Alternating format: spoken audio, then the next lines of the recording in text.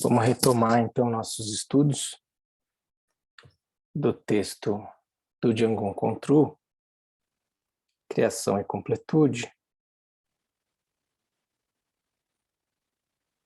Como a gente já viu, né? Nós estamos na parte de introdução desse livro aqui, que terá o comentário do Trungpa Rinpoche, a tradução da Sarah Harding.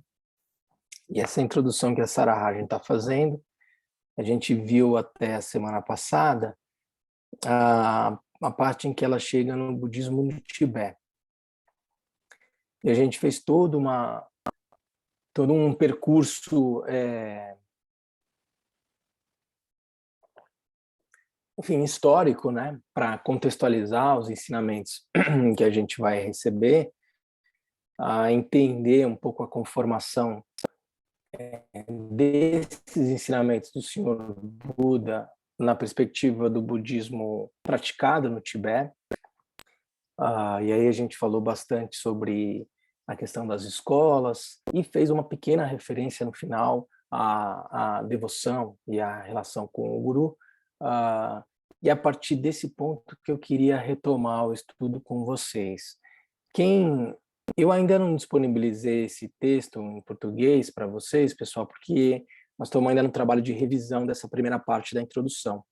Então, logo isso esteja acabado, aí eu posso disponibilizar. Eventualmente, para quem tem esse livro e está acompanhando com ele, vocês vão ver que depois da parte em que a Sarah Harding fala do budismo no Tibete, ela entra numa parte que fala práticas de divindade. E aqui ela vai trazer muitos elementos já sobre a definição, conceitos, sobre criação e completude, que é a temática principal desse ensinamento do Django Contru. Mas como essa é uma parte um pouco extensa, e esse vai ser o último ensinamento do mês, para a gente não interromper ele, e até guardando uma relação lógica com o que a gente vinha falando antes, eu vou pular essa etapa para a gente entrar no subtítulo O Guru, que ela traz aqui na introdução dela. E na próxima, quando a gente for retomar os ensinamentos em junho, aí eu retomo essa parte aqui, em que ela fala práticas de divindade, onde ela vai trazer algumas noções introdutórias, né, sobre a prática das divindades, que é tão associada ao conceito de criação e completude, como eu falei para vocês. Então, a gente não vai ficar cobrir essa parte também dela. É só que essa parte do Guru e se eu não fizer muitas digressões hoje, talvez a gente consiga começar e terminar essa parte. E aí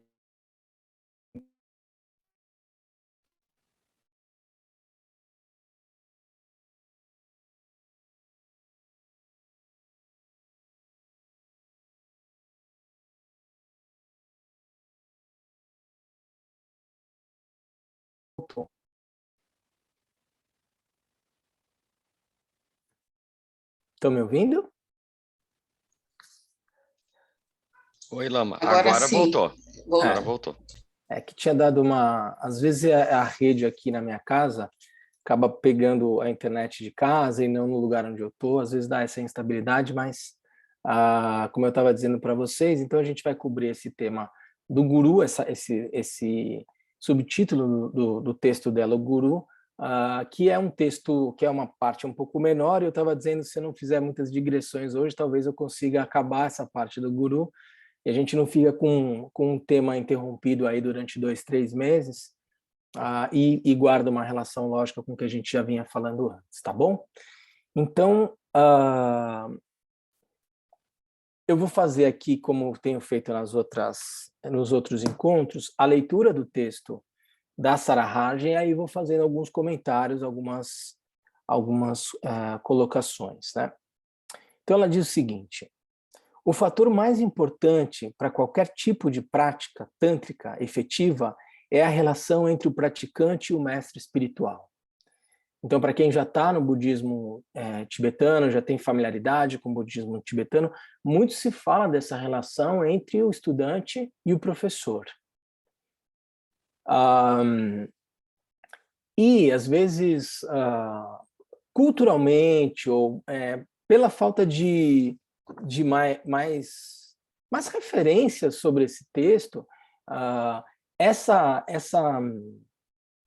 esse pilar do budismo tibetano, quando não é muito bem esclarecido, compreendido, ele pode gerar muita confusão na mente do praticante, na forma de praticar e daí por diante. Então é importante a gente pontuar de forma bastante clara os conceitos relacionados a essa relação de mestre e aluno, o papel do guru, porque na prática de criação e completude, essa relação de respeito, de devoção, ela é fundamental. Até vou trazer o conceito aqui, né? Quando a gente fala de devoção, a palavra em tibetano para devoção é mogu. Mogu. Mo significa inspiração, interesse. Gu significa respeito. Então, nós estamos falando aqui de um conceito que envolve inspiração, interesse e respeito, né? Dirigir-se a algo com respeito. São esses os conceitos relacionados à noção de devoção que a gente vai abordar aqui. Apesar de o professor também ser enfatizado nas demais abordagens do budismo, é somente na abordagem mantrayana que essa relação em si forma a base da evolução espiritual. Para que você seja capaz de progredir no caminho, uma condicionante a esse elemento de respeito e de interesse, de inspiração, né? Alguém que promove esse olhar interessado, respeitoso,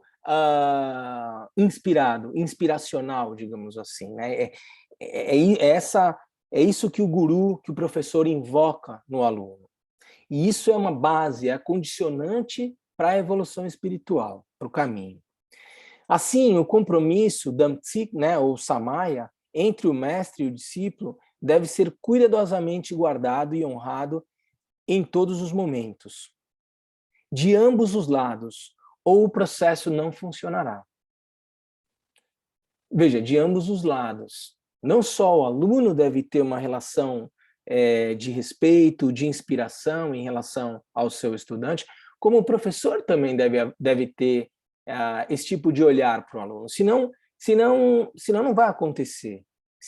Senão os benefícios daquela relação não vão se produzir na magnitude que o potencial dessa relação pode gerar. Tendo em conta as dificuldades relativas a relacionamentos em geral e a sutileza e profundidade dessa relação tântrica em particular, não é de surpreender que muitos mal-entendidos e abusos tenham ocorrido particularmente no Ocidente, onde uma relação comprometida e devocional a outro ser humano pode ser pouco usual e frequentemente confundida com um culto à personalidade. Não se trata de um curso à personalidade aqui. Se trata fundamentalmente de um meio para você progredir no caminho, numa condição por meio da qual a tua mente, o teu coração se abre verdadeiramente para a compreensão do sentido profundo da prática. Apesar desses problemas requererem extensa consideração, aqui nós estamos falando sobre uma situação ideal, né? Ou seja, o que ela quer se referir aqui é que, idealmente, é essa relação que se deve buscar com o professor. Ainda que, no contexto social em que a gente vive, na nossa cultura e daí por diante, isso pode gerar muita confusão, muito mal-entendido, pode gerar abusos e daí por diante. Mas, idealmente, é essa relação que se busca, ou esse nível de profundidade que se busca na prática do Vajrayana para verdadeiramente progredir no caminho. Se não há essa relação de respeito, de inspiração e daí por diante pelo professor, dificilmente o resultado da prática vai ser aquele que poderia ser. A gente vai ver por que isso. A relação com o guru informa tanto a prática da etapa da criação quanto da etapa da completude. Na etapa de criação, constitui o fator de ligação entre a natureza de Buda, de cada um, e a divindade visualizada, que é sempre concebida como essencialmente o guru. Toda vez que a gente está fazendo a prática da divindade, e eu vou visualizar a divindade à minha frente, Tirenzi, Tara, qualquer divindade que seja, na verdade, aquela manifestação da divindade é a forma pura do guru, do mestre, do professor, manifestada com aquela aparência, com aquelas qualidades, com aquelas virtudes perceptíveis, né, na divindade. Essa é a primeira maneira de você se conectar com o guru, né, na prática de criação. O guru se torna a forma externa e identificável do Buda absoluto.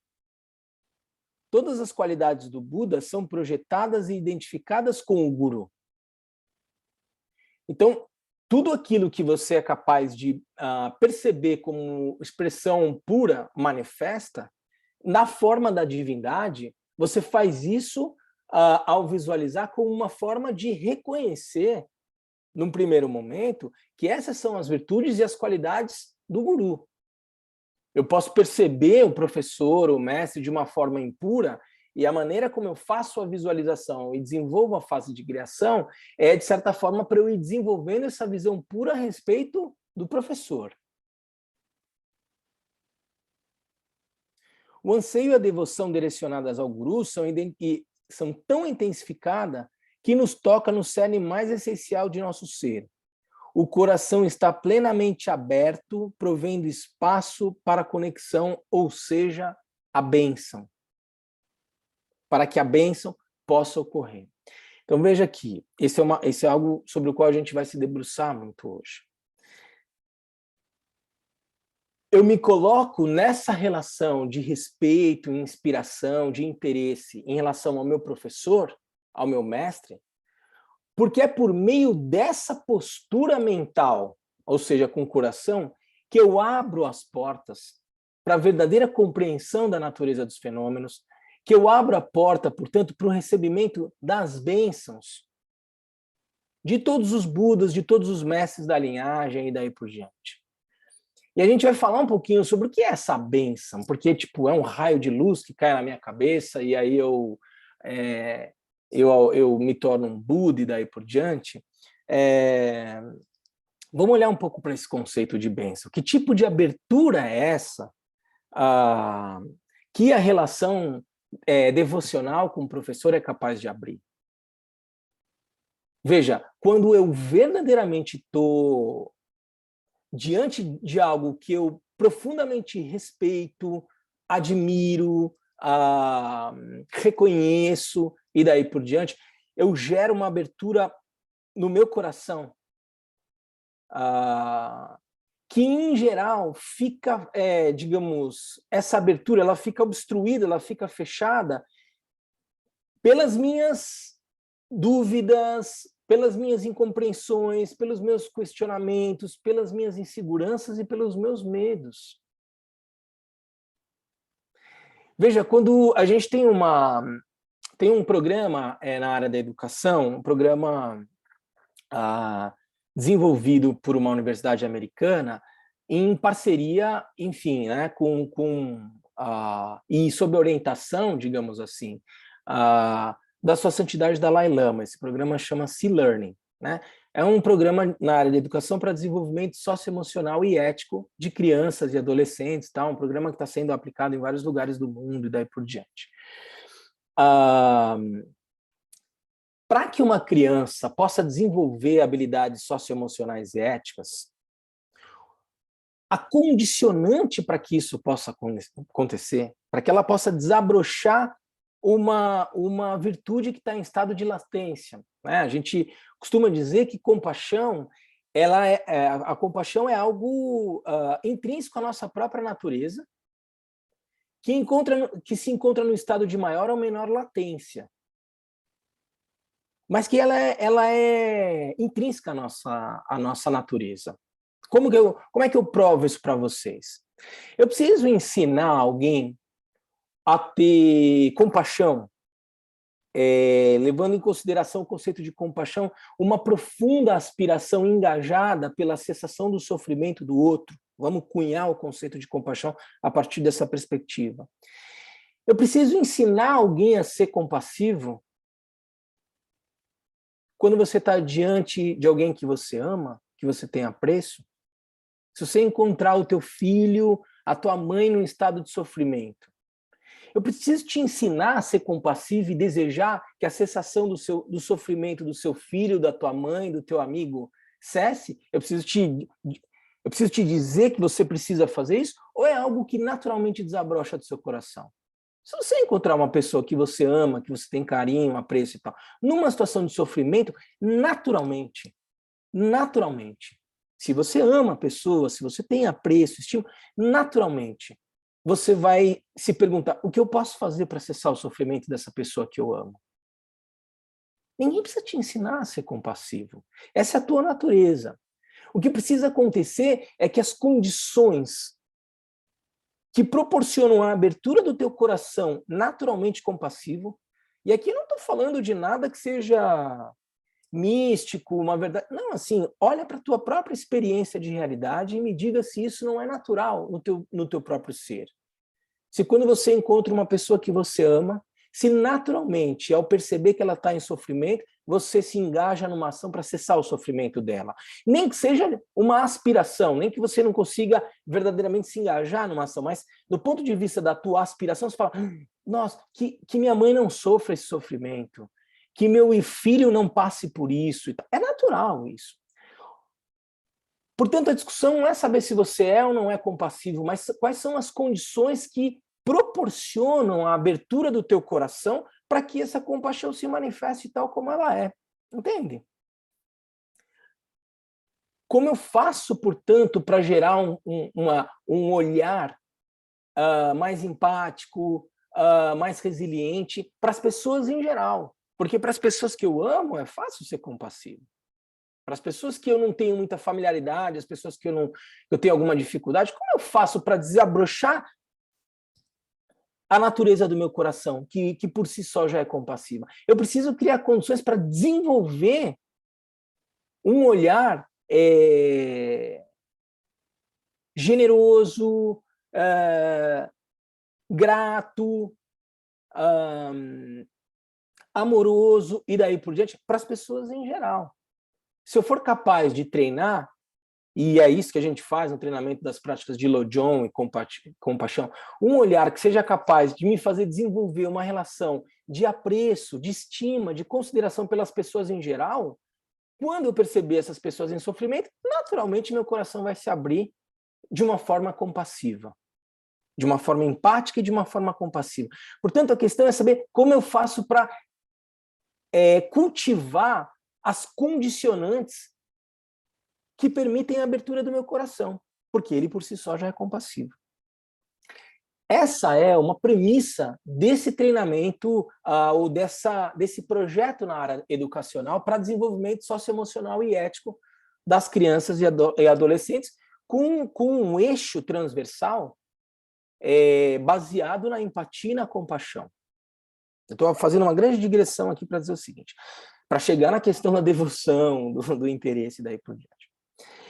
Para que, portanto, essas crianças possam desenvolver esse comportamento que está em latência nelas, de empatia e compaixão, eu preciso criar as condicionantes, ou fazer com que elas possam cultivar a condicionante de bondade, de amorosidade, de respeito, de estima, de apreço, de afeto, para que esse coração possa se desenvolver. Para que essas condicionantes sejam geradas, Qual é um comportamento fundamental que precisa ser assegurado numa sala de aula? É o capítulo 1 do C-Learning, desse currículo de aprendizagem socioemocional e ética. Eu preciso criar um ambiente de sala seguro, um ambiente de sala compassivo, um ambiente de sala acolhedor, sem o qual essa criança não vai desabrochar. Se a criança estiver numa sala de aula com medo de levar um bullying, receber uma violência, ser castigado e daí por diante, isso trava o potencial do coração dessa criança e ela não vai se abrir como ela poderia. Mas se eu criar um ambiente de sala de aula com combinados entre essas crianças que assegurem que aqui você pode se manifestar como você quiser, que nesse ambiente você vai ser respeitado e daí por diante, com essa ambiência segura, o coração dessa criança, o potencial dessa criança pode se revelar na sua plenitude. Essa é a condicionante. Por que eu estou fazendo toda essa digressão? Porque o mesmo funciona para nós enquanto praticantes. No fundo, somos essas crianças. Com medos, com inseguranças, com crianças com um grau de complexidade muito maior, com as nossas complexidades, com os nossos julgamentos, com toda a bagagem que a gente leva, kármica, conceitual, ao longo dessa vida, de vidas e vidas e vidas. E a possibilidade de você encontrar um ambiente seguro, acolhedor, de proteção do professor, dos seus ensinamentos, da comunidade, que gera segurança para que você possa revelar a natureza da sua mente, do seu coração, tal como ela é, e reconhecer ela. Vocês entendem a perspectiva de quase de portal que tem o professor ou o mestre? Porque na hora que essa relação se estabelece e que eu verdadeiramente confio, respeito, me inspiro no professor, as condições estão dadas para ele simplesmente apontar para o meu coração e dizer: olha a natureza dele, olha a natureza da sua mente. E se você tiver preparado esse terreno dessa forma, você vai olhar e no mesmo instante você vai reconhecer. Não é discursivo, não é intelectual, e daí é experiencial. Quando você está plenamente seguro, confia, se inspire, daí por diante, as condições estão colocadas para que você conheça aquilo que já é. Porque você já é Buda, mas você não reconhece isso. Assim como essa criança na escola, ela já tem um coração compassivo, ninguém precisa ensinar. Nós sabemos que ninguém precisa ensinar a gente a ser compassivo. Basta as condições estarem colocadas. Basta eu ter respeito, apreço, consideração por uma pessoa, para quando eu enxergar ela em sofrimento, eu dizer: meu Deus, o que eu posso fazer para essa pessoa não sofrer? Porque o meu coração já é compassivo. Então, esse coração compassivo em estado de latência, pronto para se revelar tal como ele é, depende dessas condicionantes. Lá no C-Learning, vamos criar um ambiente de sala compassivo. Na perspectiva do caminho espiritual, a relação com o professor, essa atitude, essa conexão absolutamente autêntica, tem o potencial de você verdadeiramente abrir o teu coração e conhecer a natureza dele, conhecer a natureza da mente. Esse é o objetivo da prática do caminho do Vajrayana, principalmente. Não só dos outros caminhos também, mas esse, como a gente já falou, está diretamente relacionado ao terceiro giro da roda do Dharma e daí por diante. Então, essa relação com o professor, ela é fundamental. No momento, portanto, em que eu faço a visualização da divindade como sendo a expressão pura da mente desperta do professor, e eu visualizo esses atributos da mente plenamente desperta, seja na forma de Cherenzi, que é a expressão pura da compaixão, natureza da mente, seja na forma, por exemplo, de Tara, essência pura da mente, sabedoria, quando eu faço a visualização, a divindade como sendo a expressão da mente pura do mestre,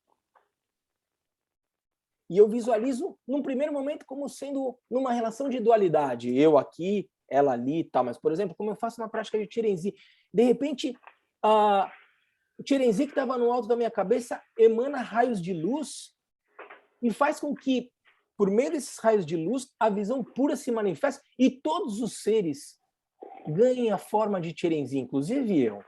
O que é isso? Exercício de visão pura. Eu vou passar a enxergar todos os seres sencientes como sendo fundamentalmente Buda. E no momento em que eu faço esse exercício, e depois eu faço a fase de completude, gente, acho que o Ed tá com o áudio aberto. Obrigado, Ed.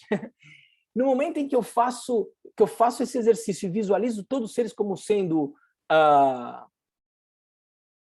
todos os seres na sua forma pura, e aí dissolvo essa visualização, né? Na divindade, que é a mente desperta do guru, e que se dissolve na minha própria mente, porque é corpo, palavra e mente, o que eu vou fazer? Eu vou perceber a indissociação entre a mente do guru e a minha própria mente. Essa relação devocional, ela tem fundamentalmente o propósito de reconhecer que a mente do mestre, do guru, tem a mesma natureza que a minha, que por sua vez é uma natureza desperta. Esse é um meio hábil fundamental, portanto, na prática do budismo vajrayana e da fase da criação e completude.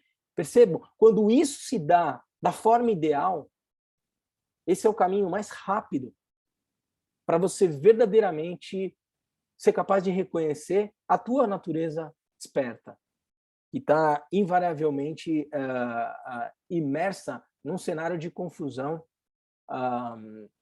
como é a nossa mente conceitual. Esse é um conceito fundamental para nós. Eu não queria tanto falar mais, porque já falei muito a respeito disso, dos riscos dessa relação entre professor e guru, das possibilidades de abuso e daí por diante. Eu acho que é importante vocês compreenderem isso sob essa perspectiva do que é o ideal, assim, da maneira correta de se estabelecer a relação de respeito, de inspiração, de interesse pelo professor. Porque é por meio dessa relação, ou seja, criada essa condição de segurança, eu posso abrir meu coração para os ensinamentos desse professor e daí por diante. Quando essa condição de segurança se manifesta, o teu coração está plenamente aberto. É ou não é? Quando você está plenamente seguro numa relação, o que você faz? Você abre o seu coração. Na hora que você abre o teu coração, tua mente, portanto, olha para ela e reconhece a natureza dela. Esse é o exercício.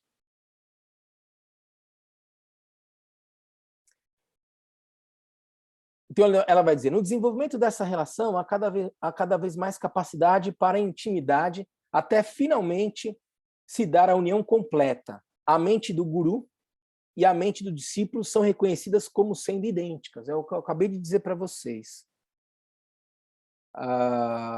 Tugi Yerme. E todos os atributos iluminados do guru são reconhecidos como os próprios. Vejam que não é uma postura, portanto, voltada ao culto à personalidade, à figura do guru, e daí não tem nada a ver com isso. Não é idealizar uma pessoa e ter uma atitude de submissão e daí por diante, nada disso. Respeito, inspiração, não pressupõe esse tipo de relação de assujeitamento. Não se trata disso.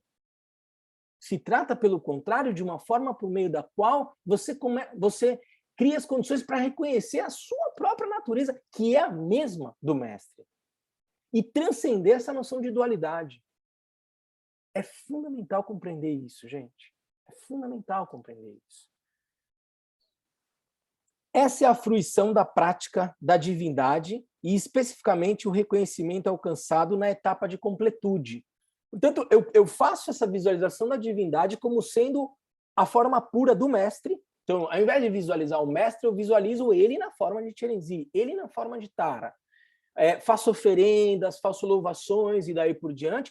De repente, num determinado momento, essa mente desperta faz com que a visão pura se manifeste e eu passe a enxergar todos os seres como sendo Tara e Chirenzi. Não só eu, não é que só eu me visualizo.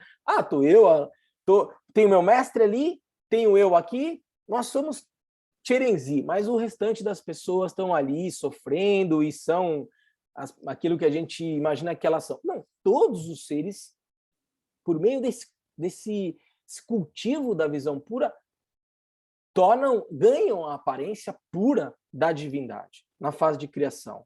Depois, quando eu dissolvo nessa fase de dissolução, eu percebo que essa indiferenciação entre a mente do guru e a minha própria mente. E eu reconheço, portanto, e aí eu vou fazer, na prática da completude, eu vou reconhecer a natureza da minha mente, plenamente desperta, pura, e daí por diante.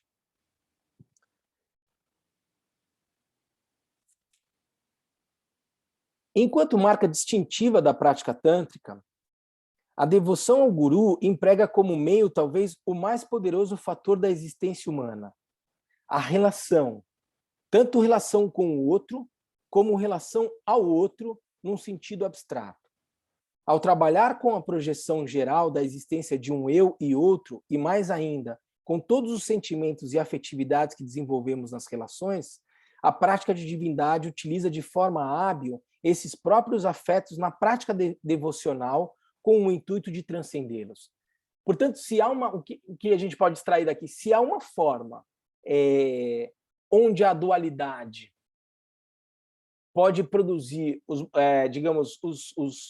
melhores efeitos, né? Quer dizer, se eu estou imerso numa condição de perceber a realidade a partir de uma lógica de dualidade, talvez a forma mais segura e mais benéfica para transcender essa noção de dualidade seja por meio da prática da divindade, onde eu crio por meios hábeis uma inicial relação de dualidade para, na fase de completude, dissolver essa dualidade e reconhecer que a minha própria mente é Chirenzi, a natureza da minha mente é Chirenzi, a essência da minha mente é Tara, e daí por diante.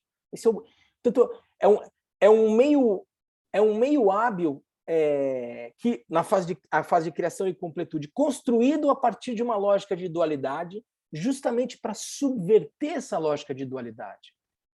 É um processo de desidentificação com o meu ego, para identificação com a divindade, para depois desidentificar com qualquer coisa que seja e permanecer no estado natural da mente. O estágio de completude absoluto é o reconhecimento direto de nossa própria natureza fundamental. Mas é impossível chegar a isso por meio da mente conceitual. Como podemos sequer começar a reconhecer a natureza pura e não conceitual? É como o olho tentando ver o olho, né? O Mengyur Rinpoche nos ensinamentos traz muito esse exemplo e ele é brilhante, né? O mistério do Tantra é que a única coisa a fazer é orar ao guru pelo alvorecer da realização, porque não há nenhuma outra coisa a fazer. Veja aqui o aspecto forte, né, devocional. Por meio da devoção, abrir o coração para que ele se revele tal como ela é, tal como ele é, e eu conheço a sua natureza, né? Eu falo aqui de coração me referindo à mente. Um texto incisivo sobre o grande selo Mahamudra, uma prática para a realização da natureza absoluta, diz: o Mahamudra não tem causa. Fé e devoção são as causas do Mahamudra. O Mahamudra não tem condições. O lama sagrado é a condição do Mahamudra. Veja como ele é o caminho mais rápido, esse caminho do respeito, da devoção e daí por diante, para se conhecer a natureza última, para se realizar o Mahamudra. O mestre, o professor. No sentido habitual de causa, não há nada que possa causar o Mahamudra, a realização absoluta.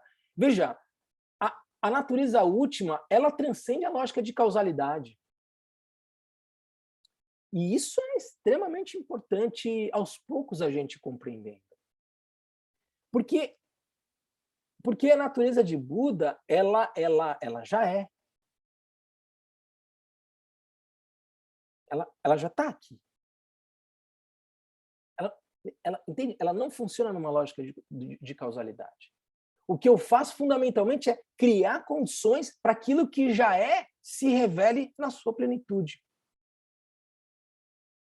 Claro que, sob a perspectiva relativa, você pode dizer, bom, mas criar condições para que as coisas se manifestem, que a natureza última se revele na forma como ela é, de certa forma, implica numa lógica de causalidade. Sim, por isso que a gente tem que trabalhar na realidade relativa. Mas, do ponto de vista último, não há mais que se falar em uma lógica de causalidade. As coisas são como são e como são perfeitas, né? Essa noção de talidade, assim, a realidade tal como ela é.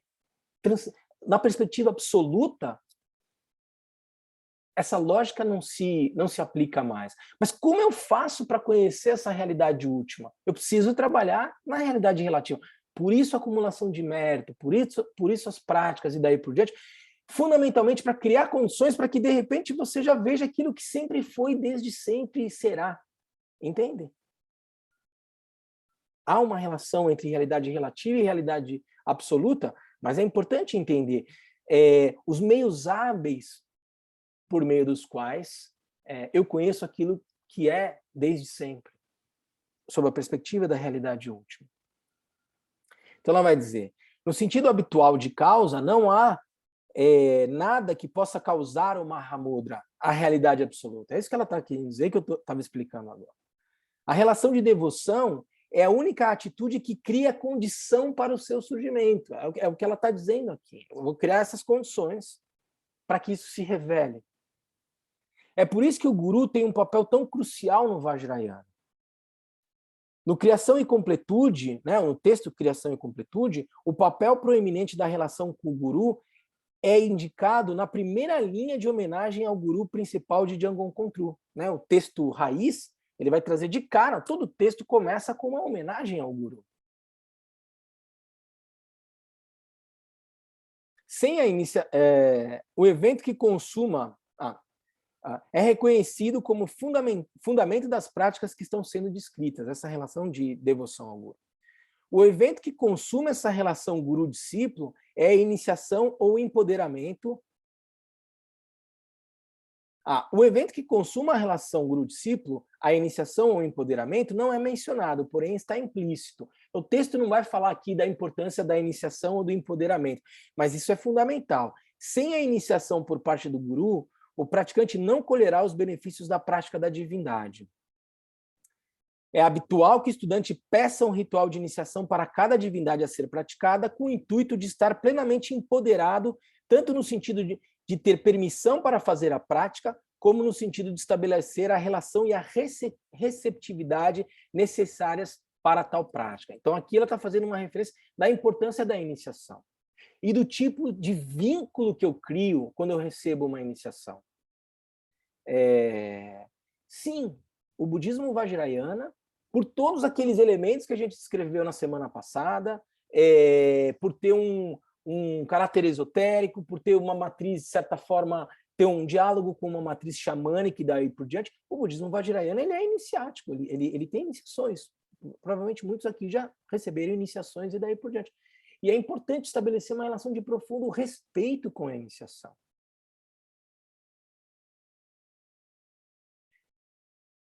Várias traduções extremamente sérias e daí por diante se operam por meio de um processo iniciático. E como as outras tradições tratam isso? Com um profundo respeito, com uma profunda consideração. Você vai ver isso na Umbanda, no Candomblé, você vai ver isso... Existem várias tradições que trabalham sobre essa perspectiva. E pergunte a essas pessoas que tipo de comportamento elas têm com uma iniciação que elas recebem, com o samaya, com o compromisso que elas assumem ao receber a iniciação. Por que imaginar que no budismo tibetano seria diferente? Por que imaginar que no budismo tibetano eu posso sair colecionando iniciações? Eu recebi uma iniciação ali, outra aqui, tal, como se fosse um currículo. Espera aí, como assim? Você tem que ter muita clareza quando você vai receber uma iniciação. Eu quero receber iniciação. Eu vou colocar isso que eu vou receber em prática. Eu tenho uma relação de respeito dessa que nós estamos falando aqui, de devoção pelo mestre que eu recebo uma iniciação, porque eu crio um vínculo kármico. Um vínculo kármico.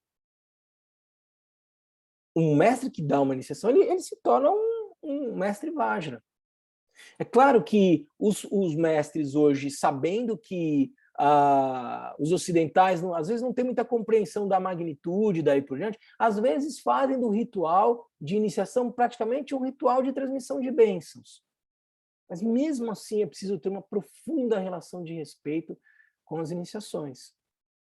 E é isso que ela está mencionando aqui. Porque no momento em que eu recebo uma iniciação, eu crio esse vínculo com o mestre.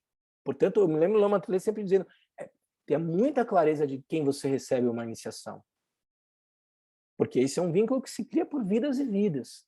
Porque pressupõe essa relação de respeito, de inspiração, de interesse. E que se não há, por que você vai estabelecer esse tipo de relação?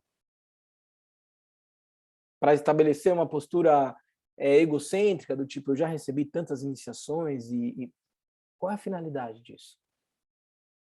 Talvez o mais sensato seja receber uma iniciação na vida e zelar para você tentar o máximo possível cultivar aquela prática que você recebeu. Ou se você quiser receber outras iniciações, claro, perfeito, desde que você compreenda profundamente do que se trata aqui quando a gente recebe uma iniciação, pelo vínculo que se cria com a pessoa que confere a iniciação e que pressupõe respeito, inspiração, fé, interesse e daí por diante. São parênteses só em relação à questão da inspiração. Portanto, gente, essa é a parte que a Sarah Harding fala sobre o guru. E depois ela vai entrar nas partes de etapa de criação, completude, a gente vai voltar em junho na parte anterior da prática das divindades, mas eu queria, portanto, aprofundar esse tema do guru, do mestre com vocês. E eu já fiz isso, gente, então a parte da Sarah Harding aqui, basicamente essa, mas vamos aprofundar ainda um pouco mais esse tema. Quem acompanhou os ensinamentos que eu dei há um tempo atrás sobre a prática de Dorje Chantuma, já escutou isso que eu vou dizer um pouco mais hoje. Quando a gente está fazendo a prática de Dorje Chantuma, que é a prática que a gente fez hoje de manhã, né? Eu durante acho que uns 2 meses estudei aqui a prática de Dorje Chantuma com vocês, e vocês se lembram que o segundo verso principal, né, depois da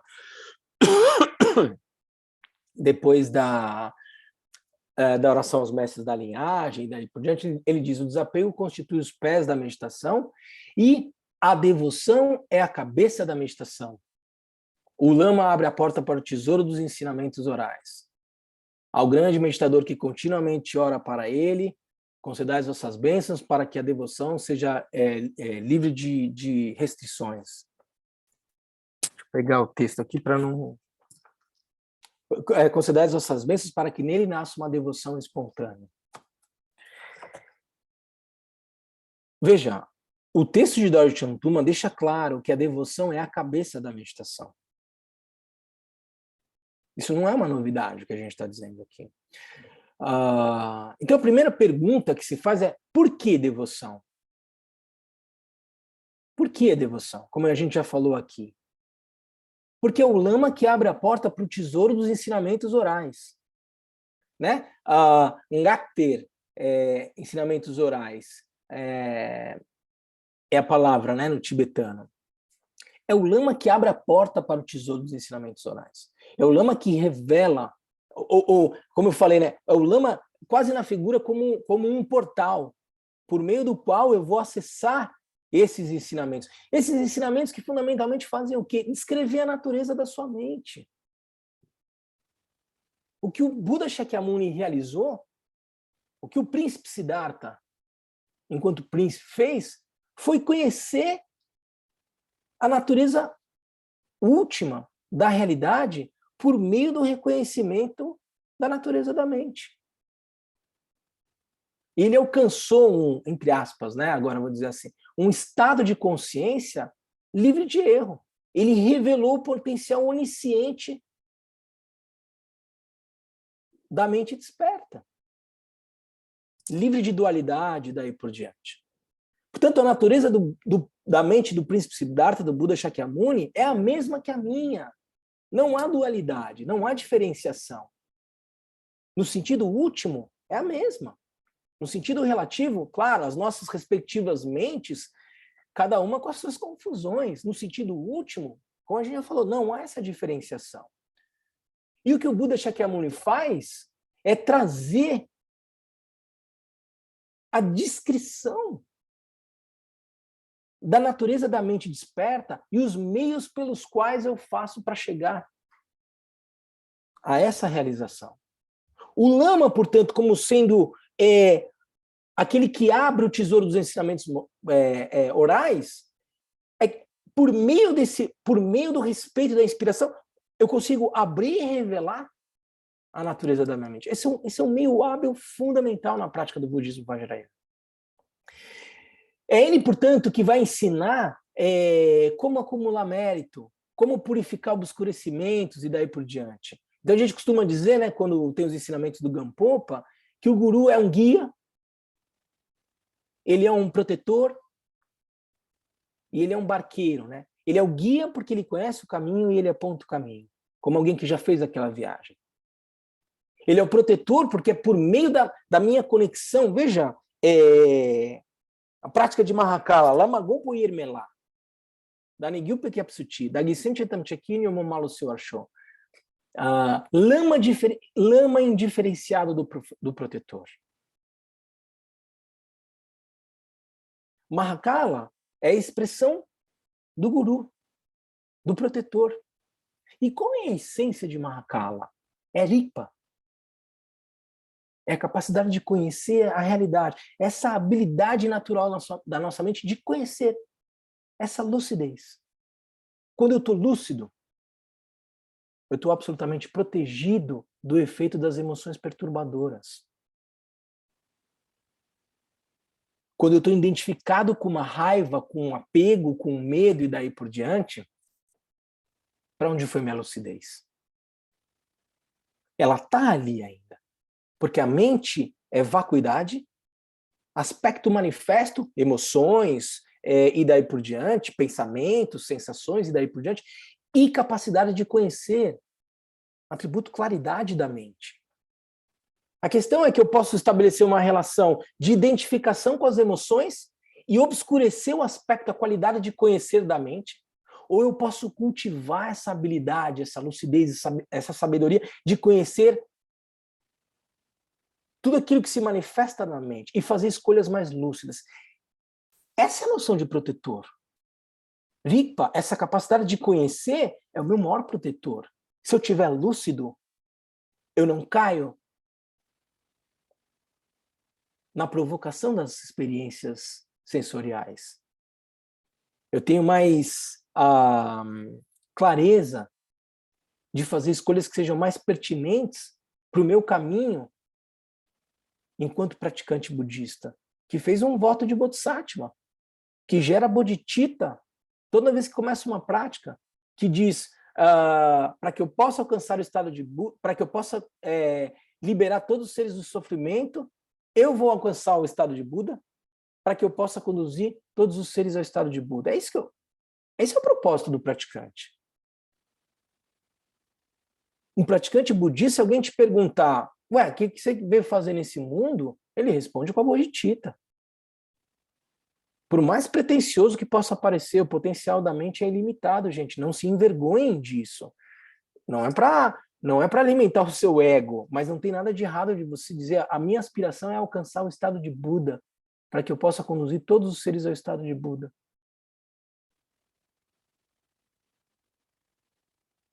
E se esse é o propósito, se é para isso que eu estou aqui, é importante que eu faça escolhas mais pertinentes que favoreçam esse meu caminho para alcançar o estado de Buda. E qual é a melhor forma para eu assegurar escolhas mais pertinentes, alinhadas ao meu caminho espiritual? Lucidez. Por isso essa lucidez é o meu maior protetor. Mahakala é a expressão manifesta de Rigpa, dessa capacidade de conhecer. Isso é fundamental para a gente compreender. Na medida em que eu crio, portanto, essas situações, eu vou dizendo, no caminho aqui, o guru, o professor, portanto, ele é um guia, como eu disse, alguém que trilhou esse caminho, e ele é um protetor. Eu estou fazendo toda a referência aqui à noção de protetor que a gente tem com a prática de Mahakala e daí por diante, e daquilo que a gente recita na prática de Mahakala. Lama Gompo Irmela, lama indiferenciado do protetor.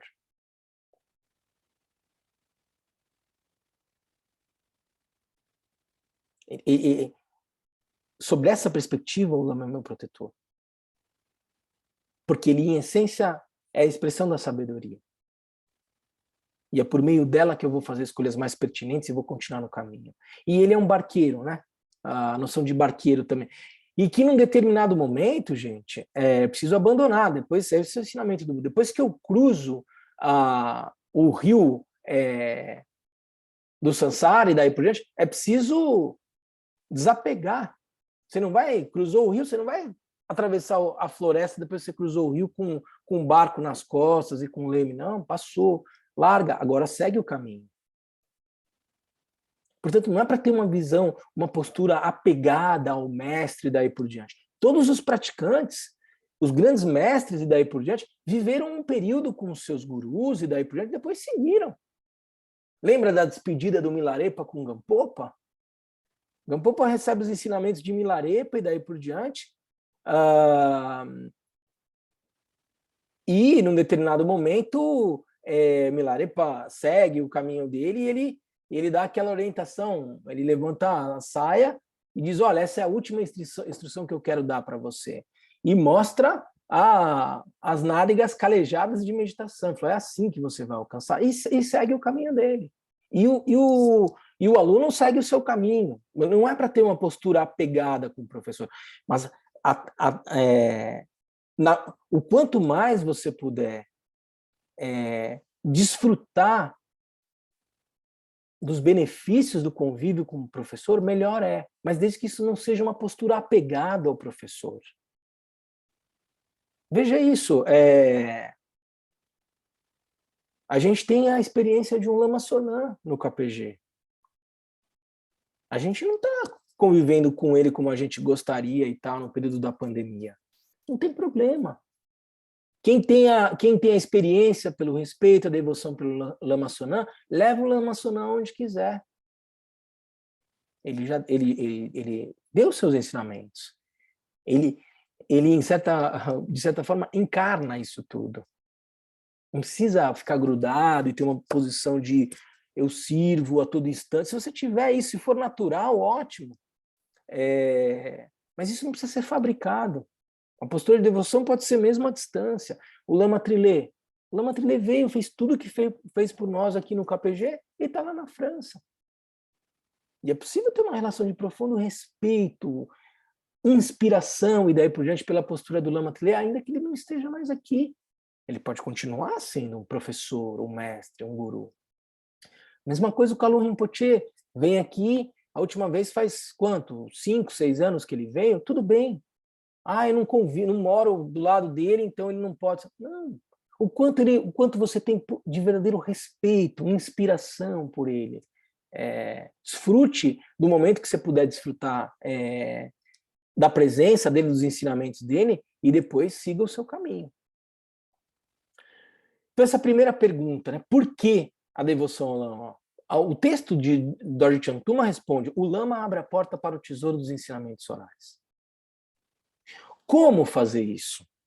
Então, qual é a forma? Né? Como ter essa postura de devoção? O Trango Rinpoche, no texto do Dorje Chantuma, ele vai dizer o seguinte: a fundação da prática de Mahamudra é a devoção.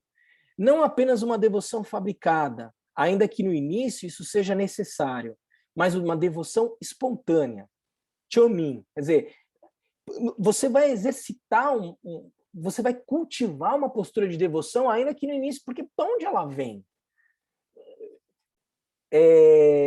Se você tiver uma conexão muito grande com o mestre, como acontece em várias discussões, você vê o mestre no mesmo momento, seus olhos se enchem de lágrimas, você nem escutou ele falar, mas você já tem devoção.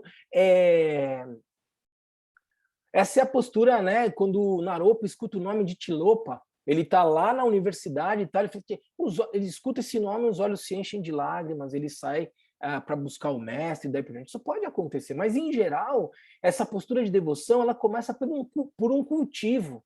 Eu vou cultivar essa atitude devocional. Eu estou dizendo como eu desenvolvo devoção, hein, gente? Como? Eu vou cultivar um hábito, uma prática, para que ela se torne devoção espontânea, que é o que o Trango Rinpoche está dizendo. Chomin. Completamente natural, que surge quando nos tornamos habituados com a prática e nos engajamos com ela. Então, para eu chegar nesse nível de devoção espontânea, eu tenho que cultivar, ainda que de forma aparentemente fabricada ou deliberada, essa devoção. Dizendo, como é que eu vou fazer isso, né? Porque a devoção é extremamente importante no caminho do Mahamudra. Aliás, ele diz, porque a devoção é extremamente importante no caminho do Mahamudra, é preciso se engajar nas práticas relacionadas ao desenvolvimento da devoção. Quais são essas práticas? As preliminares especiais. O Nondro, tomada de refúgio, Vajrasattva, Mandala e Guru Yoga são os meios pelos quais eu vou cultivando uma atitude de devoção pelo professor, para que aí ela então se torne uma devoção espontânea. E aí, por meio da devoção espontânea, meu coração está completamente aberto.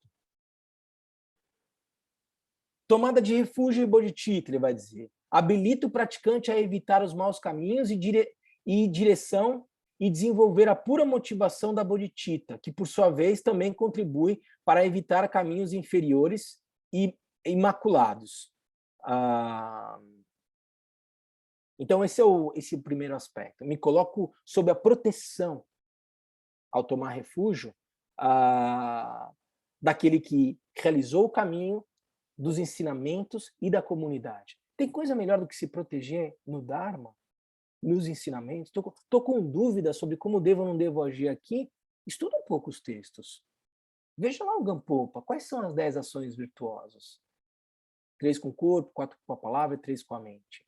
Só ali você vai ter muita resposta. E isso vai te colocando no caminho. E isso vai gerando respeito pelos ensinamentos. Caramba, se eu cultivar essas qualidades aqui, eu vou sentindo a minha própria vida melhorar. Condições mais favoráveis, menos atrito, menos problemas e daí por diante. Veja, a devoção começa a surgir a partir da sua própria experiência. Isso está surtindo efeito. Você passa a ter mais respeito por aquilo. Prática de Vajrasattva. Ao longo dessa vida e de vidas anteriores, acumulamos hábitos e tendências que se tornam obstáculos para o nosso progresso na via do despertar. O acúmulo de ações não virtuosas. Para neutralizarmos o karma negativo criado em vidas passadas e as obscurações que bloqueiam a possibilidade de alcançarmos um estado de lucidez, devemos repetir o mantra de Vajrasattva, segundo as visualizações. Trata-se de uma prática de confissão aplicado com as 4 forças, né? Confessar e se arrepender, se comprometer a não repetir, ter diante de um suporte, né, e ter confiança na prática e nos antídotos. Portanto, a prática de Vajrasattva é uma prática de purificação. Ela contribui para esse percurso do desenvolvimento de uma devoção espontânea. Oferenda de Mandala. Para plantar a semente da realização é preciso acumularmos mérito e sabedoria. Essas 2 acumulações são realizadas por meio do oferecimento de todo o universo ao Guru. Essa é a prática de Mandala, de oferecimento de Mandala, a terceira preliminar especial. E a 4ª, então nos engajamos na parte mais profunda das práticas preliminares especiais, que é o Guru Yoga, que estabelecerá a conexão apropriada com o Guru para receber suas instruções e reconhecer a natureza fundamental.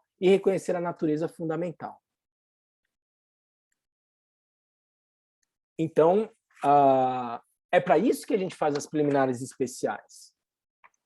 Para ir criando as condições para que essa devoção espontânea pelo mestre, pelo guru, se manifeste. E o que é, quando a gente está falando assim dessa devoção e daí por diante, o que essa devoção é capaz o que essa devoção é capaz de proporcionar? O que tem, digamos, por trás dessa devoção? Eu já falei para vocês, isso gera uma abertura no coração. E essa abertura no coração proporciona o quê? Por quê? Como? E a terceira pergunta, o quê? A devoção gera a possibilidade de recebimento das bênçãos. E aí é fundamental entender esse sentido de bênçãos que eu falei para vocês, né? O que vai ser dito? Conforme mencionado por Trungpa Rinpoche, essas são práticas associadas ao desenvolvimento espontâneo da devoção no contexto do caminho gradual da linhagem do Mahamudra. Associado a isso, o Kalu Rinpoche, nesse livro aqui, na página 299, ele vai dizer o seguinte: se não tivermos devoção, mesmo que um grande número de Budas esteja na nossa frente, eles seriam incapazes de nos ajudar. É dito, como uma semente queimada pelo fogo poderia dar um broto verde? Quando se queima uma semente, pode-se plantá-la que nada nascerá. Assim, se não tivermos confiança nem devoção, nenhum progresso será possível. Os Tantras nos ensinam o seguinte: se você considerar o seu lama como um Buda, você receberá a bênção de um Buda. Se você considerá-lo como um Bodhisattva, receberá a bênção de um Bodhisattva. Se você considerá-lo simplesmente um bom membro da Sangha, você receberá a bênção de um bom membro da Sangha. E se você não tiver fé nele, você não receberá nenhuma bênção. A forma como você vai se relacionar com o teu professor vai definir a extensão da abertura do teu coração e do tipo de bênção que você vai receber. Aí o Kalu Rinpoche vai dizer o seguinte, né? Como cultivar, então, essa devoção? Ele diz, olha, devemos cultivar a devoção semelhante a um exemplo que eu vou dar aqui, que eu vou ler para vocês e que é contado no livro, apoiando-se na prática de Guru Yoga. Então, eu tenho que desenvolver uma postura igual a essa que eu vou descrever aqui nessa história que eu vou contar para vocês e se apoiar na Guru Yoga. Só podemos fazer isso evitando distrações exteriores demasiadas, não nos deixar levar pela preguiça e não se deixar levar pelas dúvidas que perturbam. Nessas condições, somente poderemos estar abertos à bênção ou à graça. Que história é essa que mostra um pouco como você deve ter essa postura de devoção? E é uma história que talvez muitos conheçam, mas eu vou ler porque eu acho que ela é extremamente importante. Uma velha senhora, está no livro aqui do Kalu Rinpoche, uma velha senhora tibetana tinha um filho comerciante que ia frequentemente à Índia para vender e comprar mercadorias. A velha senhora tinha uma fé muito grande no Buda, tanto que seu maior desejo era possuir uma de suas relíquias. Por ocasião de uma de suas viagens à Índia, ao descrever o itinerário para sua mãe, o filho mencionou que passaria por Bodh Gaya. Bodh Gaya, o lugar do despertar do Buda. Já que você vai a um local tão sagrado, disse a mãe, tente trazer-me uma relíquia do Buda, ou pelo menos alguma coisa que lhe tenha pertencido. Eu prometo, respondeu o filho. O mercador tomou então a rota para a Índia, negociou em várias cidades em que tinha previsto ir, passou por Bodh Gaya, mas ocupado com as compras e vendas, com os negócios, com o cálculo dos lucros e a avaliação da quantidade de mercadorias, esqueceu completamente da relíquia do Buda. Quando chegou em sua cidade, a primeira pergunta da mãe foi: você se lembrou da minha relíquia?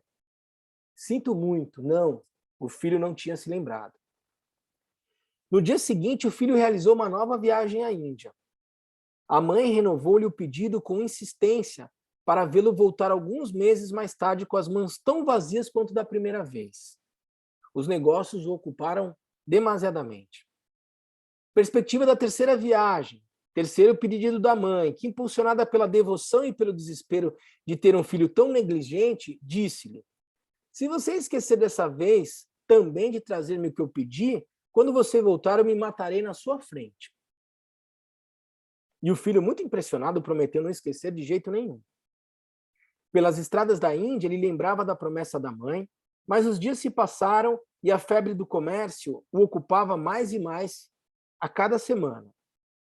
Voltou para o Tibete sem preocupar-se em levar nenhuma relíquia. Faltando um dia para chegar em casa, ele estava almoçando quando, horror, lembrou-se da promessa feita por sua mãe. Ele sabia que ela era capaz de levá-la ao cabo, ela se matar. O que fazer? De repente, avistou um cadáver de um cachorro em decomposição, que não se encontrava muito longe dali. Uma luz brilhou em sua mente. Dente de cachorro, dente de homem, a diferença não era muito grande. Ele levaria para sua mãe um, entre aspas, dente de Buda. Um objeto tão sagrado não poderia ser apresentado sem uma embalagem que mostrasse seu valor. Assim, nosso comerciante envolveu o dente do cachorro, né, Buda, envolveu o dente com um brocado branco muito precioso, depois com um amarelo e outro vermelho. A maravilha estava pronta. Quando encontrou sua mãe, esperou a pergunta dela com uma alegria não dissimulada. Então, fez boa viagem? Você não esqueceu de novo o meu pedido, não é? Mãe, como eu poderia tê-lo esquecido quando sua vida dependia dele?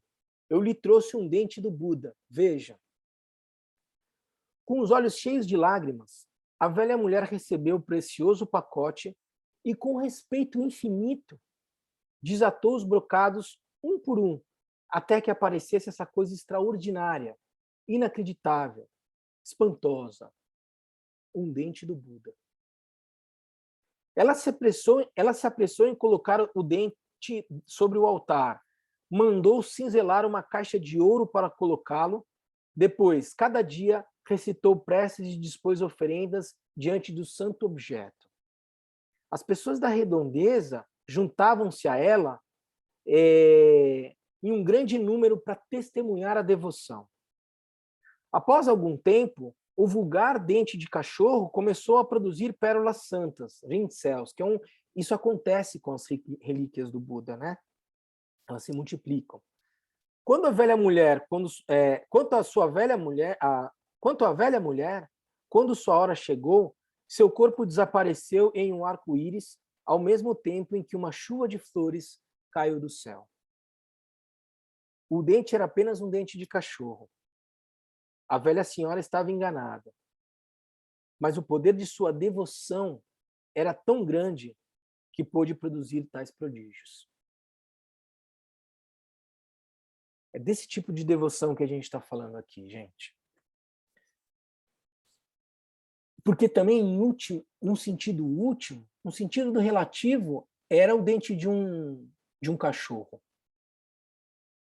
Mas no sentido último, a natureza da mente do cachorro não é a mesma que a natureza de Buda?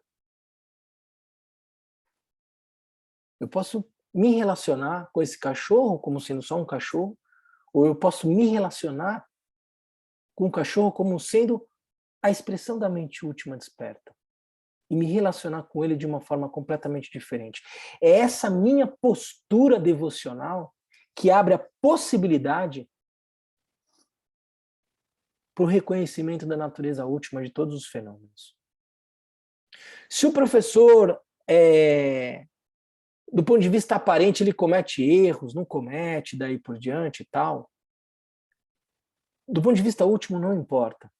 Se eu estabeleço uma relação devocional com o mestre, com o professor, e reconheço a mente do professor como sendo a mente de Buda, fundamentalmente, ela é a mente de Buda. E eu vou colher todos os benefícios dessa postura devocional, porque ela vai abrir o meu coração para eu reconhecer a natureza dos fenômenos tal como eles são. É disso que se trata aqui. O Django Control vai ser um pouco mais específico quando a gente fala de que por meio das bênçãos eu recebo, por meio da devoção eu recebo as bênçãos ou a graça, e ele vai dizer o quê? Como é que eu traduzo, portanto, bênçãos, graça, um poder, é um poder mágico de alguém que tem poderes e te dá uma luz e você alcança o estado de Buda? Ele vai dizer o seguinte: a bênção é um processo pelo qual o indivíduo introduz parte de seu mérito acumulado no fluxo do ser de outro. Se eu tenho uma relação devocional por um grande praticante, por um grande mestre, daí por diante, e eu passo por meio da prática a me identificar, como já foi dito aqui, de forma profunda com a mente daquele mestre, daquele professor e daí por diante, de certa forma, né, essa postura desencadeia um processo por meio do qual aquele que é merecedor da devoção introduz parte do seu mérito acumulado no fluxo do ser do outro, no contínuo mental do outro. A capacidade de transmitir a bênção depende do desenvolvimento do doador quanto da fé do receptor. O doador normalmente é o lama raiz, de cuja bênção se diz que contém todas as fontes de refúgio juntas. Portanto, se é alguém absolutamente virtuoso e daí por diante. E se há do outro lado uma fé e um respeito e uma admiração profunda pelo estudante, pelo praticante, quando essas condições estão colocadas, e esse processo de identificação, de união, portanto, sobre esse sentido união do aluno com o professor se dá, aquelas virtudes, aquele hábito cultivado, aquele hábito virtuoso cultivado pelo mestre, pelo processo de união com a mente, se transfere para o aluno. É disso que se trata. Esse processo de união com a mente do professor. Se eu identifico a minha mente com a raiva que surge, com um comportamento não virtuoso dessa ou daquela pessoa, que produz uma guerra, que gera discórdia, daí por diante, eu vou me tornando essa raiva. Eu vou me tornando essa não virtude. Vocês entendem? É fácil a gente entender isso do ponto de vista daquilo que não é virtuoso.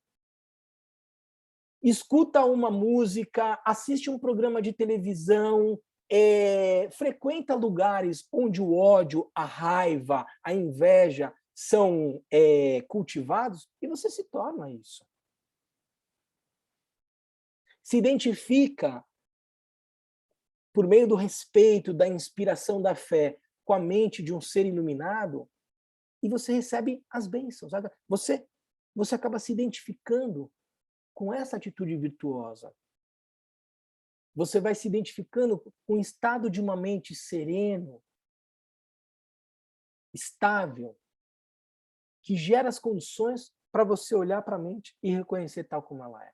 É disso que se trata quando a gente está falando de bênçãos e graça, e não uma luzinha mágica que cai na sua cabeça pelo poder do outro e daí por diante.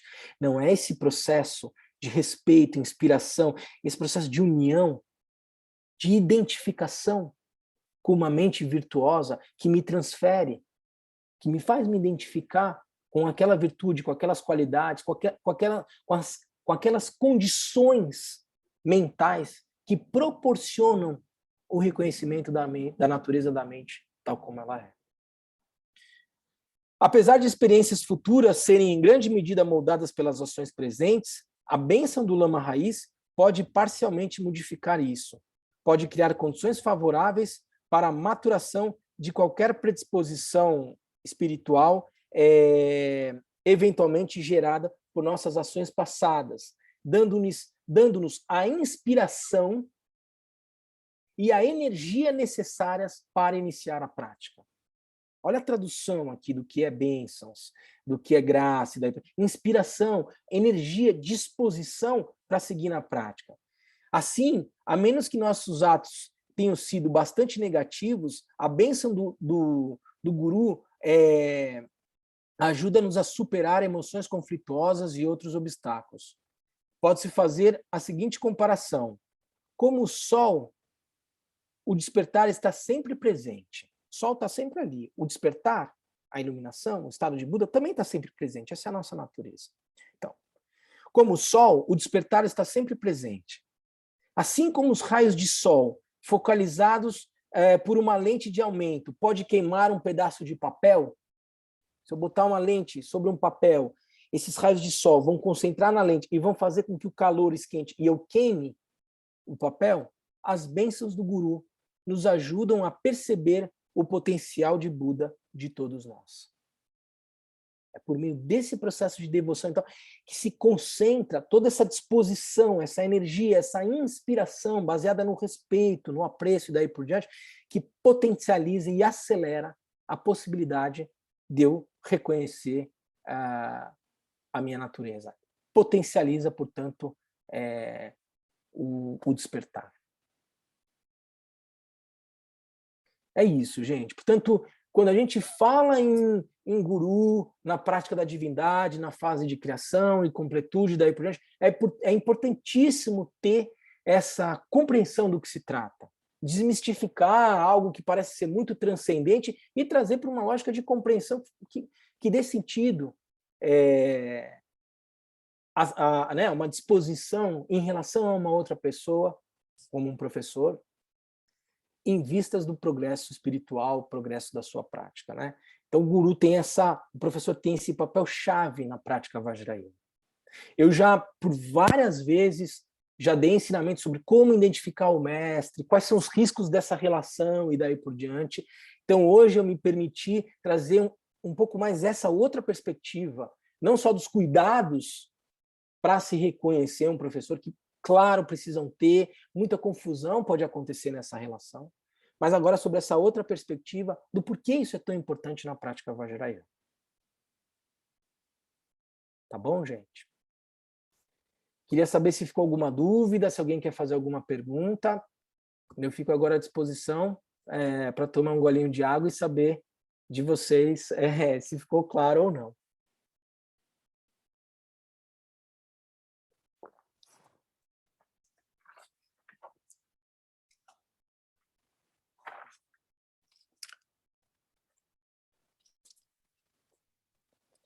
Lama. Oi, Nádima. Posso falar? Por favor.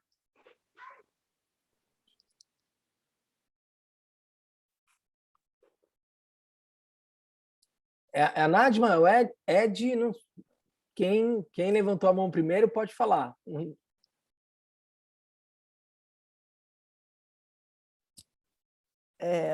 Eu vou tentar falar, o meu sinal é muito ruim, mas eu queria lhe agradecer. Você foi tão pura devoção que foi de ouvir chorando, de coração abrindo. Muito obrigada. Obrigada, Nádia.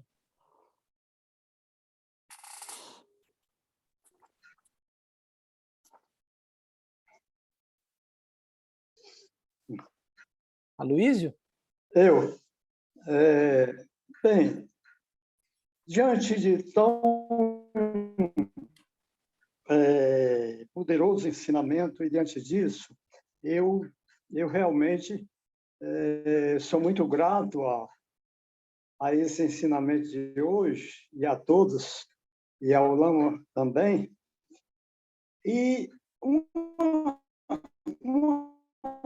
coisa que, antes dessa devoção acontecer, nesse tratamento que nós temos das emoções, do ponto de vista psicológico, com a terapia, com o terapeuta, existe uma palavra que hoje ela deu todo sentido através do seu ensinamento, que se chama entrega. É exatamente isso, na hora que a entrega, você entrega tudo. Então, era isso que eu queria pontuar aqui e da beleza desse ensinamento que trouxe um sentido muito profundo dessa entrega, porque não é fácil no mundo terapêutico. Agora nós chegamos na devoção e eu digo também, não é fácil. É isso que eu queria pontuar. Não é fácil. A gente tem muita estrada pela frente. É isso aí, Lama. Obrigado. É isso, Aloysio, assim, veja, aquele exemplo de sala de aula que eu falei para vocês, né, isso que vocês estão trazendo agora, então, criar essa condição, né, de segurança para que essa entrega possa acontecer, ela demanda tempo, uma construção, um cuidado, uma sinceridade daí por diante profunda. Mas no momento em que isso acontece, se dá, quando você está completamente apto a entregar e a perceber, por isso que se diz, né, que assim, a prática do Mahamudra e tal, ela é tão simples, ela é tão óbvia, ela está tão presente que eu não enxergo. Mas como eu faço para me entregar completamente e permitir que essa realidade tão óbvia se manifeste? Isso depende dessa construção, desse arranjo cuidadoso, respeitoso, inspirado e daí por diante, que, como o Aloysio está dizendo, não é fácil. Isso leva tempo. Mas uma vez isso constituído, esse ambiente de segurança conformado dessa forma, acontece. É isso. Obrigado, Obrigado. Aloysio. Por favor.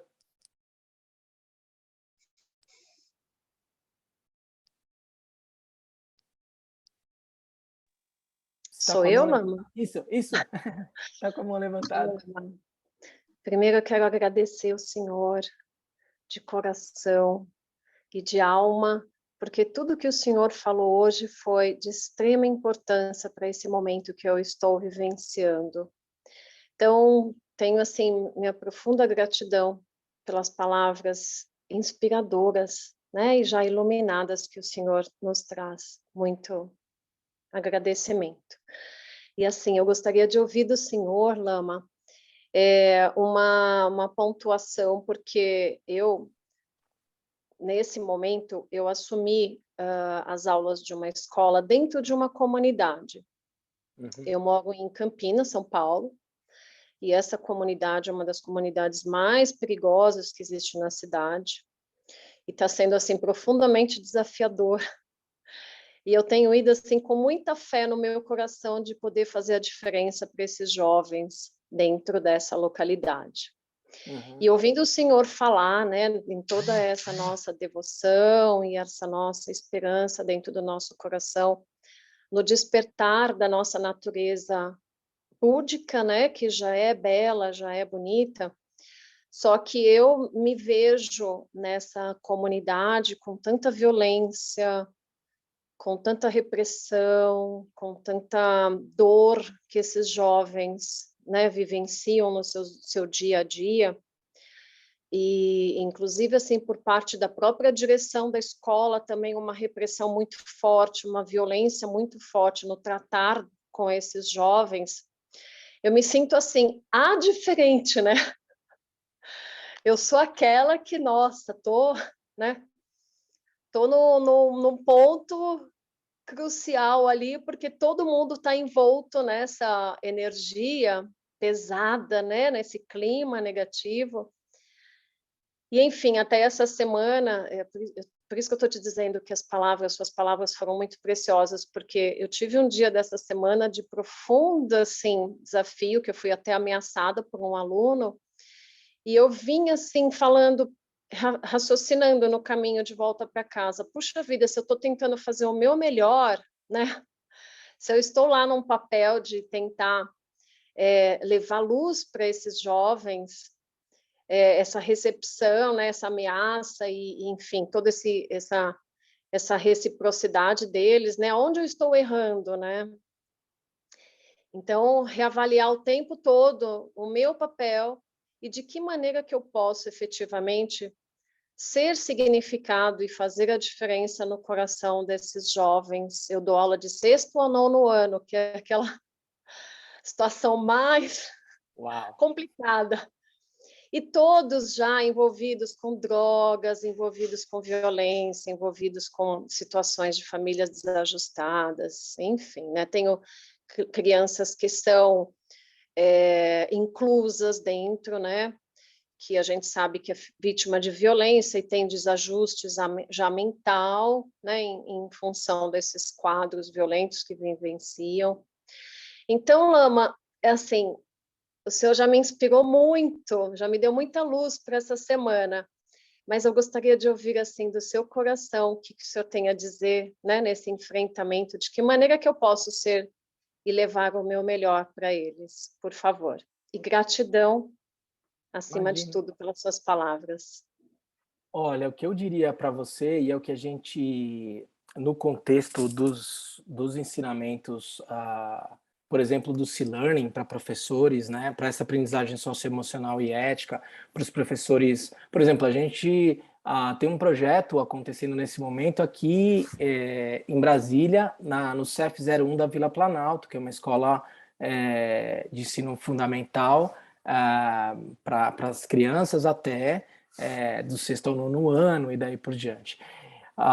E a gente vê o desafio dos professores, uma realidade social com vários sintomas manifestos assim, sociais que vão desembocar na escola, né? E na sala de aula, e para o professor, né? Quer dizer,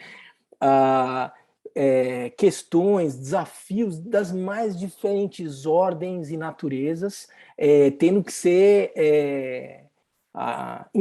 enfrentados, acolhidos, endereçados, digamos, pelo professor.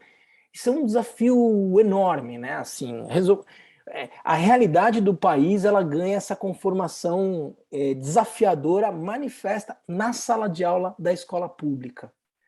Como lidar com isso? E o que a gente diz para os professores, eu diria para você e daí por diante, primeiro passo, autocompaixão.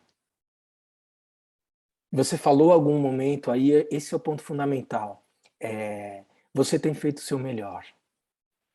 A magnitude do desafio é enorme. Se você for tentar resolver todos os problemas nas suas especificidades e daí por diante, é absolutamente impossível.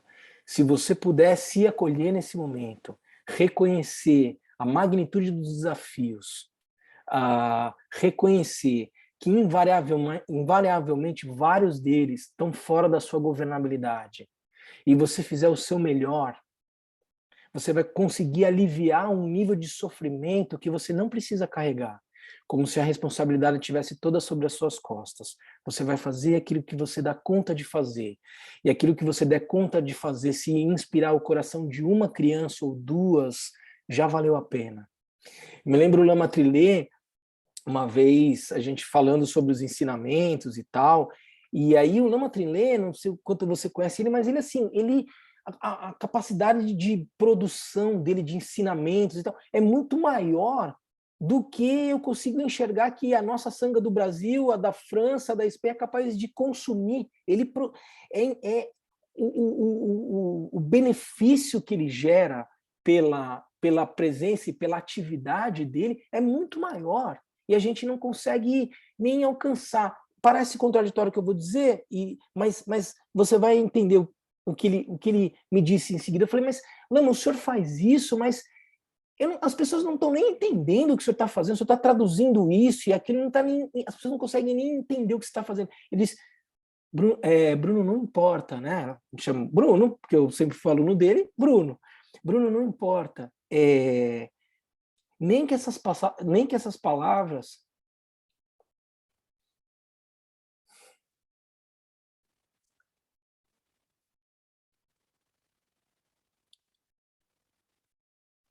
sim, nem que essas palavras estejam sendo jogadas ao vento.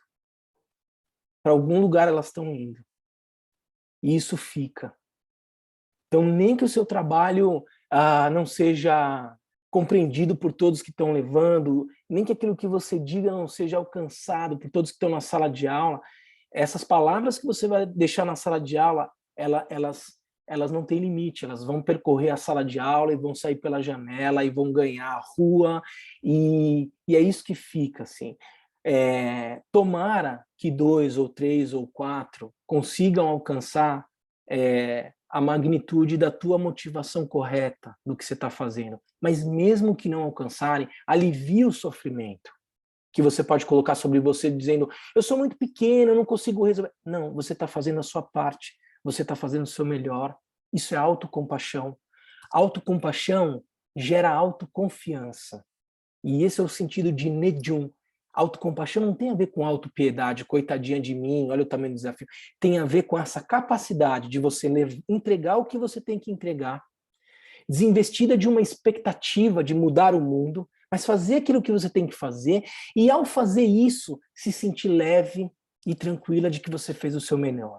E no momento em que você estabiliza a sua mente, esse é o sentimento de autoconfiança de dizer, caramba, olha como eu sou capaz de, diante de todos esses desafios, entregar aquilo que eu tenho que entregar e ainda assim voltar para casa tranquila, com a sensação de missão cumprida. O que isso vai produzir? Nem que sejam palavras jogadas ao vento. Isso vai chegar numa flor, isso vai chegar num passarinho. Esse som, que parece só um ruído e daí por diante, mas as suas palavras inspiradas vão tocar as coisas que cercam, e isso é o mais importante. Foge da nossa compreensão, a capacidade de compreender a causalidade entre os teus gestos e o resultado efetivo que vai produzir. Se vai inspirar um jovem, já valeu a pena. 5, 10, se ninguém compreender, como diria o Lama Trinley, nem que sejam palavras jogadas ao vento, já valeu a pena e você já cultivou uma postura capaz de transformar o teu coração e daqueles que forem tocados pelo que você levar. Tá bom?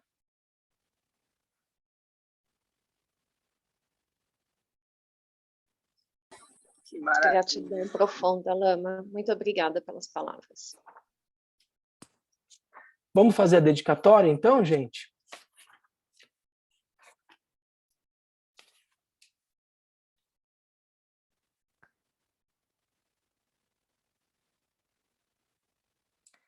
Graças a essa virtude, tendo realizado o Mahamudra, possa eu conduzir a esse estado todos os seres sem exceção.